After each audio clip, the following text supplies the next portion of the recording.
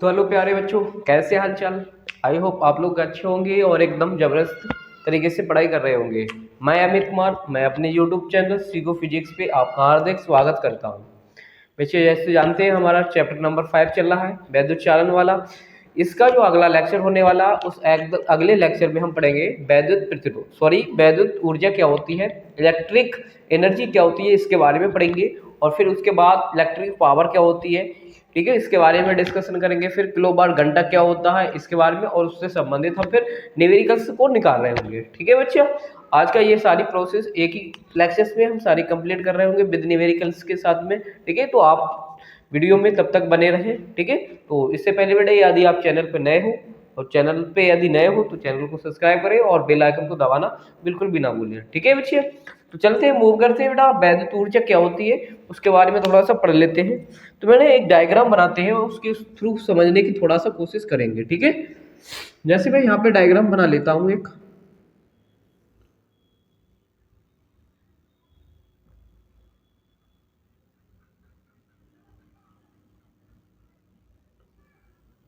ठीक है, अब क्या करेंगे बेटा, इसके सिरों को कोई चालक, ये चालक मान लिया मैंने, चालक तार है हमारे पास। इसके सिरों को क्या करेंगे, हम बैटरी से जोड़ देते हैं।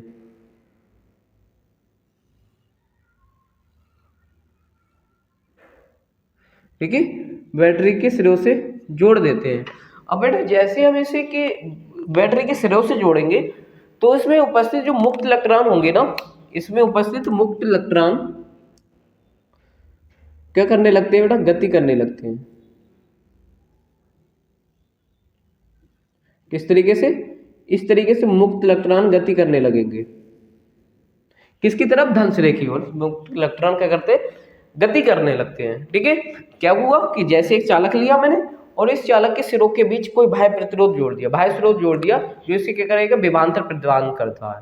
क्या करता है, विभवांतर प्रदान करता है। जैसे इसके सिरों के बीच विभवांतर लगता है तो इसके जो मुक्त इलेक्ट्रॉन है बेटा वो धन सिरे की ओर चलने लगते हैं।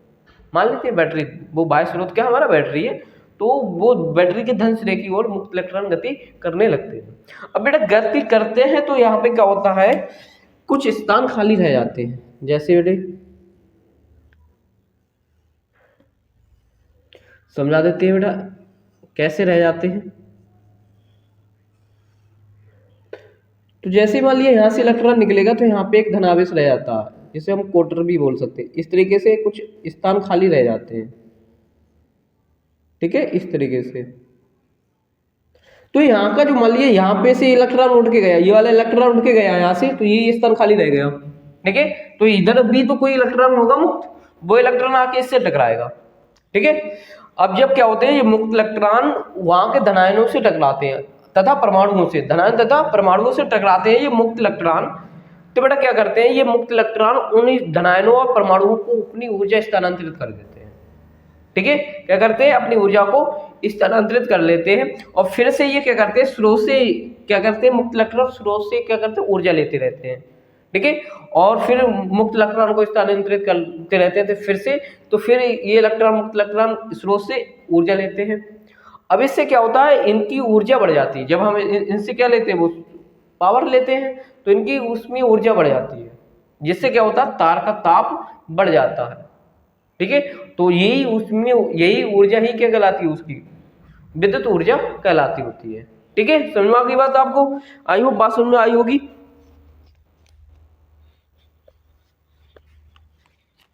तो लिखेंगे बेटा, जब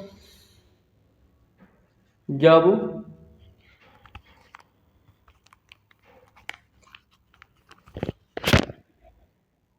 किसी, अरे भाई चल जाओ, जब किसी चालक को किसी बाह्य स्रोत से, किसी बाह्य स्रोत से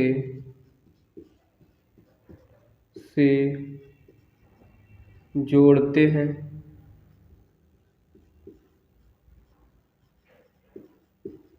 ठीक है, जब किसी बाह्य स्रोत से जोड़ते हैं तो क्या होता है, तो उसमें उसमें उपस्थित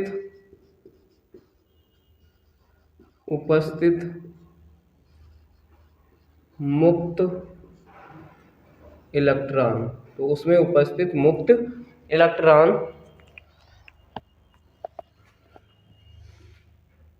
बैटरी के धन सिरे की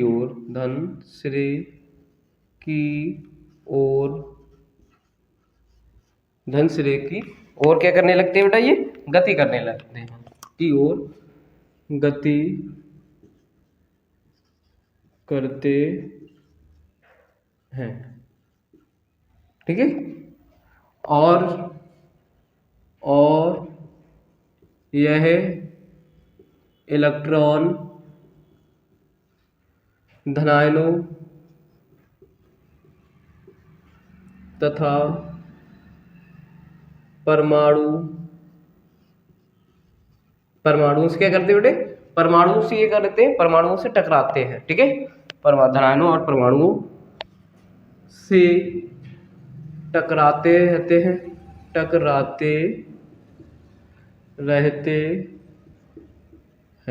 ठीक है। तथा अपनी ऊर्जा को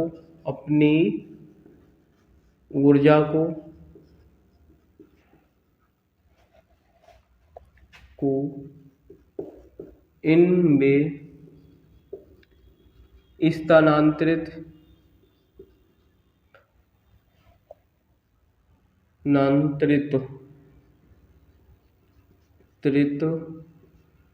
करते रहते हैं।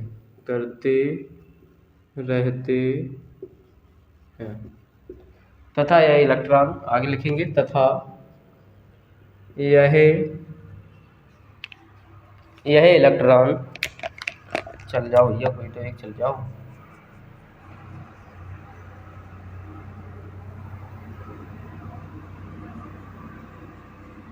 तथा यह इलेक्ट्रॉन क्या करते हैं बेटा, तथा यह इलेक्ट्रॉन बाह्य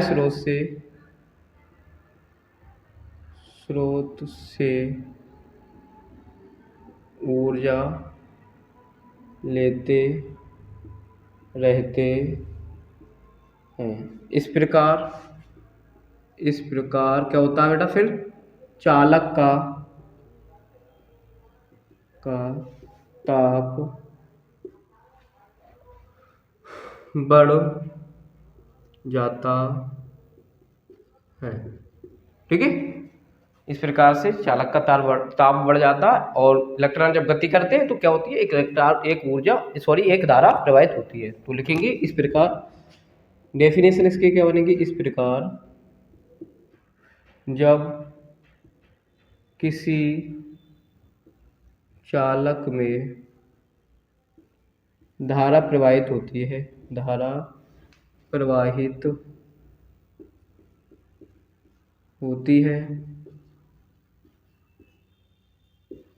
जब किसी चालक में धारा प्रवाहित होती है, तब तार में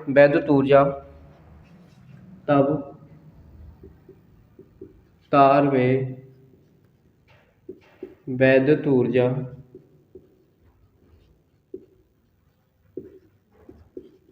ठीक है, वैद्युत ऊर्जा ऊष्मीय ऊर्जा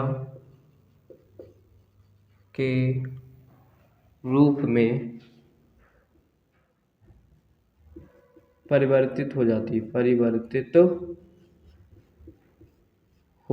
है।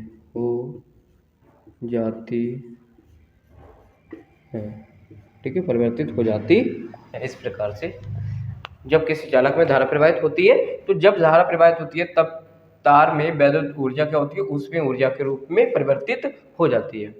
सही बेटा, आप मेरी बात को ध्यान से सुन रहे हैं ना, और बोर्ड पे आप ध्यान से देख रहे हैं, ध्यान से सुन रहे हैं और आंखों से ध्यान से देख रहे हैं बेटे, तो आपको बोर्ड पर ही पूरी की पूरी बात अच्छे से समझ में आ जाने वाली है। ठीक है। तो और जब एक चीज़ और देखिए बेटा, जब ऑनलाइन क्लासेस आप देख रहे होते हैं, मान लिया किसी का कॉल आ गया, किसी का मतलब आप समझ सकते हैं किसी का कॉल आ गया है, किसी का मैसेज आ गया, तो आप बस वहाँ पे भी स्टार्ट हो जाते हो चैटिंग एडिंग करने के लिए। बेटा ये सब बेकार की चीज़ें हैं, ठीक है। उस समय जब आप क्लास लिया करें ऑनलाइन, तो आप क्या करें करें, जो भी व्यक्ति है आपकी लाइफ में उसकी नंबर्स को आप ब्लॉक कर दिया करें व्हाट्सएप से, नंबर से, जब तक आप पढ़ाई करना चाहते हैं तब तक के लिए, ठीक है। अगर आप ऐसा करते हैं तो आपकी पढ़ाई अच्छी से हो सकती है। तो आप फोकस किया करो इस चीज़ के लिए, क्योंकि ये बहुत सारी बेकार सी चीज़ हैं, इन पे फोकस मत किया करो आप, ठीक है। जब तक समय है आपको पढ़ाई के लिए तब तक आप पढ़ाई पर फोकस करो। इसके लिए एक शायर याद रागियों में हम बोल देते हैं, बहुत उदास है कोई तेरे चले जाने से, कि बहुत उदास है कोई तेरे चले जाने से, हो सके तो लौटा किसी बहाने से, लाख खफा सही मगर एक बार तो देख, कोई टूट गया है तेरे जाने से। सही है। तो आई होप चलते हैं फिर आगे, है ना, अच्छी लगी होगी। तो बेटे आगे मैं बात करूँ इसकी, अगर मैं इसमें आगे बात करूँ तो क्या होगा तो फिर यहाँ से हम निकाल के लेके आते हैं ऊर्जा जो हमने लेते हैं कि किसी माना किसी चालक में, माना किसी चालक में जिसका चालक में आई धारा टी समय तक, टी सेकंड तक प्रवाहित की जाती है। कितने समय तक बेटा? टी सेकंड तक प्रवाहित की जाती है। जिसका प्रतिरोध बेटा हम मान लेते हैं, जिसका प्रतिरोध कितना है? जिसका प्रतिरोध R ओम हो, ठीक है। जिसका प्रतिरोध कितना हो बेटा? R ओम हो, उसके लिए, ठीक है। तो यहाँ से क्या बनेगा? Q बराबर बेटा हमारा फार्मूला बनेगा IT। Q बराबर क्या बनेगा यहाँ पे? Q बराबर IT आ जाने वाला है, ठीक है। उसी प्रकार से अब बेटा अब मैं मान लेता हूँ जैसे कि आवेश है, आई धारा प्रवाहित होगी। धारा तभी प्रवाहित होती है जब आवेश प्रवाहित होता है। आवेश को एक स्थान से दूसरे स्थान तक जब लेके जाते हैं तभी धारा प्रवाहित होती है। तो बेटा जो धारा मान लीजिए, तो आवेश एक स्थान से हम दूसरे स्थान तक प्रवाहित करेंगे। अब ये जो आवेश आया है, इसका जो मान आया है, इस आवेश को मैं एक स्थान से जब दूसरे स्थान तक लेके जाऊंगा तो मुझे कुछ कार्य करना पड़ेगा, ठीक है। तो वही कार्य निकालेंगे। तो आवेश को एक स्थान से, आवेश को एक स्थान से दूसरे स्थान तक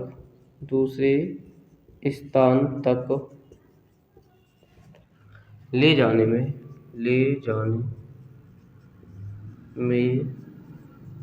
किया गया कार्य क्या होगा? W बराबर B क्यूब होगा, ठीक है। यहाँ से B का मान उठा के रखेंगे तो बेटा B का मान रखेंगे तो IT हो जाएगा। B बराबर क्या हो जाएगा बेटा? यहाँ पे IT हो जाने वाला है। यहाँ से अगर आप चाहें तो चलो पहले लिख लो इसे, W बराबर BIT, इतना नोट करो फटाफट से, तभी आगे बताते हैं। हो गया नोट? ठीक, इसे हटा लेते हैं थोड़ा सा।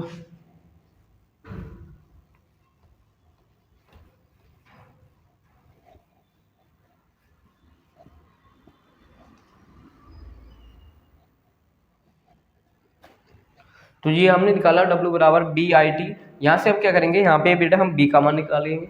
B बराबर आपने पढ़ा है, B बराबर क्या होता है? B अरे IR होता है ना, B बराबर IR होता है। इस B बराबर IR होता है, B का मान यहाँ पे रखेंगे IR हो जाएगा। तो यहाँ पे क्या बनेगा बेटा? यहाँ पे W बराबर BIT है, तो यहाँ से B का मान रखेंगे। B बराबर क्या होता है? IR। तो ये B का मान रखेंगे तो IR और I इंटू का T, तो I की I से गुणा करेंगे तो बेटा क्या हो जाएगा? I स्क्वायर RT हो जाएगा, ठीक है। तो W किसके पदों में आ गया? प्रतिरोध और धारा के पदों में आ गया, ठीक है। जो ऊष्मा है, जो कार्य है, वो किसके पदों में आ गया बेटा? धारा और प्रतिरोध के पदों में आ गया, ठीक है।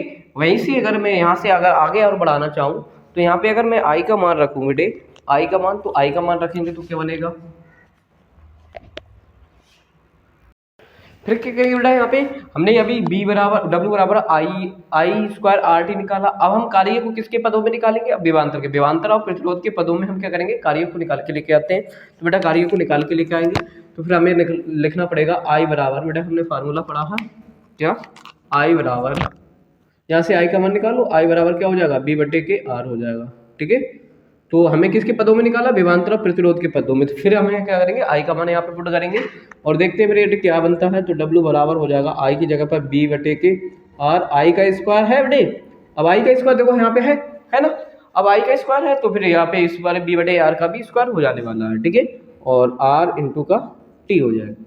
यहाँ से बी क्या बनेगा बेटा, बी स्क्वायर बटे आर स्क्वायर और आर टी, तो एक आर से एक आर कैंसिल कर देंगे तो बनेगा बी स्क्वायर आर और टी। तो ये किसके पदों में हो गया, डब्ल्यू बराबर बी स्क्वायर आर टी। प्रतिरोध के पदों में ये हो गया, विभवांतर और प्रतिरोध के पदों में कार्य हमारा हो गया। अब हमने अभी आपको बताई ये ऊर्जा जो है, अभी डेफिनेशन में हमने बताई कि हमने कहा कि जब किसी चालक में धारा प्रवाहित होती है, जब धारा प्रवाहित होती है तो उसकी जो वैद्युत ऊर्जा होती है ना, वो वैद्युत ऊर्जा ही उसमें ऊर्जा में बदल जाती है। ये तो बोला, तो बस अब यहाँ पे निकालेंगे तब उसमें ऊर्जा। ठीक है, क्या लिखेंगे यहाँ पे, तब उसमें ऊर्जा लिखेंगे, उसमें ऊर्जा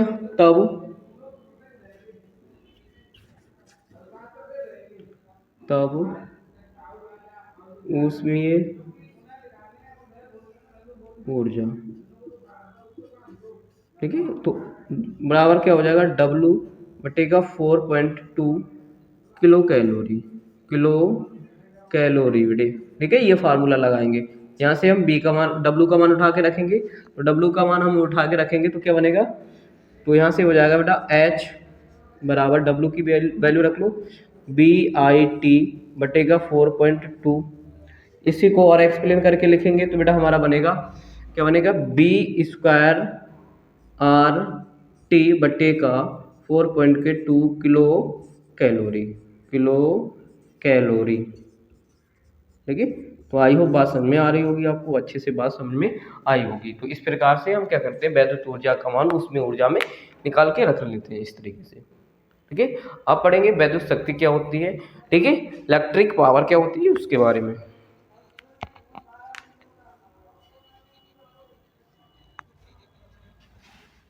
हेडिंग डालेंगे बेटे, वैद्युत शक्ति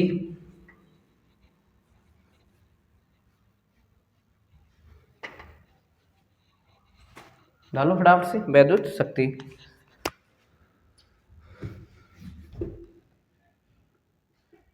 वैद्युत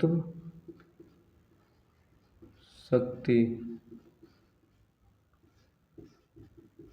इलेक्ट्रिक पावर।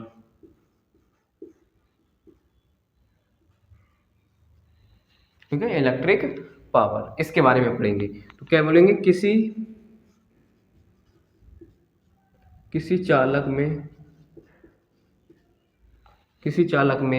क्या बटे, किसी चालक में ऊर्जा व्यय की दर को, ऊर्जा क्षय की दर को शक्ति कहते हैं। क्या बोलते हैं बेटे, शक्ति कहते हैं। समझ में आई बात, फिर से एक बार लिख देते हैं, एक बार फिर से लिखते हैं इसी चीज को, बोलेंगे किसी चालक या किसी परिपथ में ऊर्जा क्षय की दर को उस परिपथ की क्या बोलेंगे, शक्ति कहते हैं। ये डेफिनेशन लिख लो, ये बेस्ट रहेगी।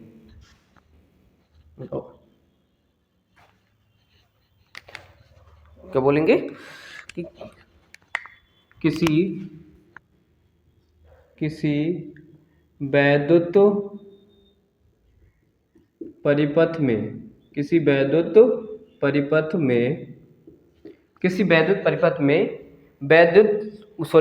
ऊर्जा व्यय की दर को परिपथ की बोलते हैं, वैद्युत शक्ति कहते हैं। परिपथ में ऊर्जा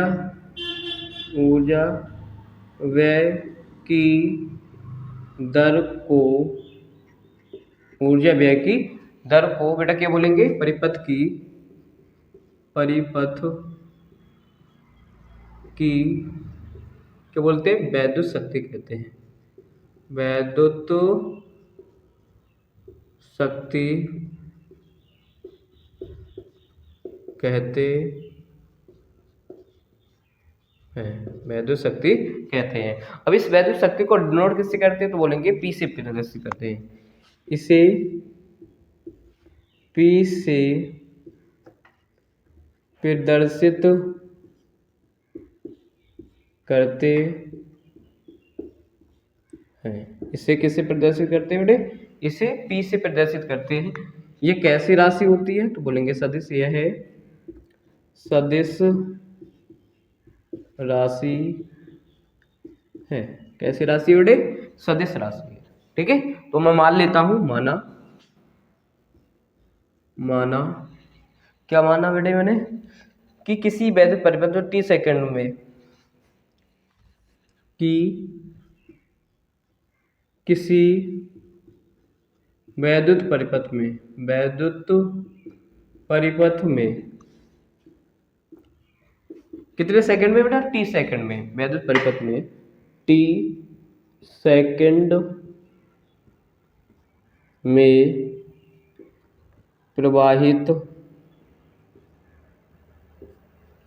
में प्रवाहित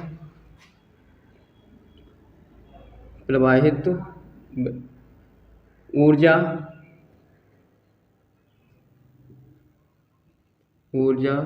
W हो तो P बराबर क्या हो जाएगा, W बटे का T हो जाएगा। W बटे का क्या बनेगा, T। तो कार्य का मात्रक क्या होता है, बेटा, कार्य का मात्रक W हमारा है, तो इसका मात्रक क्या बनेगा जाके, तो इसका मात्रक हो गया, कार्य का मात्रक जूल हो गया, और T का मात्रक क्या हो गया, सेकंड। ठीक है, जूल प्रति सेकंड। तो इसका मात्रक क्या लिखेंगे, इसका